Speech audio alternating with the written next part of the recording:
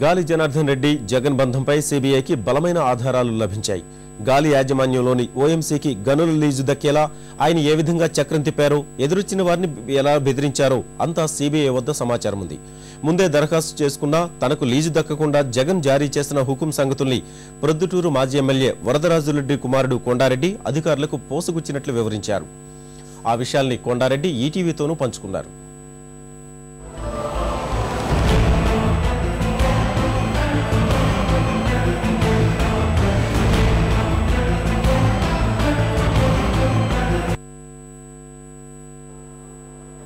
గాలి జనార్దన్ రెడ్డికి ఓబుళాపురం గనుల లీజ్ దక్కడంలో జగన్ కీలక పాత్ర పోషించిన విషయం క్రమంగా వెలుగులోకి వస్తోంది. గాలి కంటే ముందే దరఖాస్తు చేసుకున్న వారిని సామధాన భేద దండోపాయాలతో లొంగ తీసుకుని గనులని దోచిపెట్టడంలో జగన్ గట్టిగానే పనిచేసినట్టు తెలుస్తోంది. ఇప్పటికే ఈ కేసులో సీబీఐ ఆయన్ని సాక్షిగా విచారించింది. జగన్ తమ ఎదుట హాజరైన సమయంలోనే ఈ వ్యవహారాలకు సంబంధించి సీబీఐ ఓ వ్యక్తిని ప్రవేశపెట్టేందుకు సిద్ధమైంది. కంగుతీరిన జగన్ ఆయనతో మాట్లాడేందుకు ససేమేరా అన్నట్టు సమాచారం. ఆయన ఎవరో కాదు, పొద్దుటూరు మాజీ ఎమ్మెల్యే వరదరాజురెడ్డి కుమారుడు కొండారెడ్డి.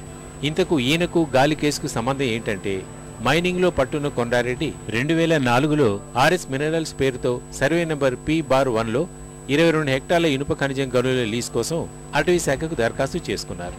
ఆయనకు అనుమతి ఇవ్వని అధికారులు తర్వాత వచ్చిన గాలి జనార్దన్ రెడ్డికి 68 హెక్టార్లలో మైనింగ్కు సరేనన్నారు.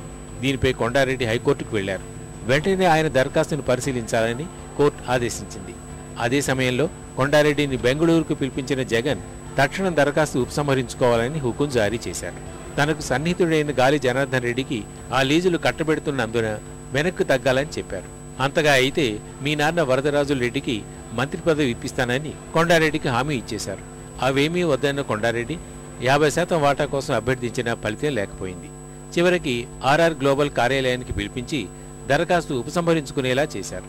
ఈ అంశంలో కొండారెడ్డి సీబీఐ అధికారులకు 4 సార్లు వాంగ్మూలం ఇచ్చారు. కోర్టులోనూ సాక్ష్యం చెప్పేందుకు సిద్ధమయ్యారు. శుక్రవారం జగన్ను విచారించిన సమయంలో తాను పక్క గదిలో ఉన్నట్టు చెప్పారు.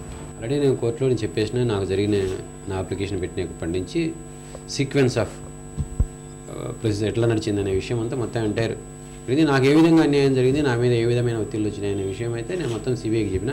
కోర్టులో జరుగుతుంది. సీబీఐ వాళ్ళు ఎంక్వైరీ చేసి అల్టిమేట్గా ఏది న్యాయము ఎవరు తప్పు చేసినారనేది నిర్ణయిస్తారు. ఫారెస్ట్ డిపార్ట్మెంట్లో నాదే ఫస్ట్ అప్లికేషన్.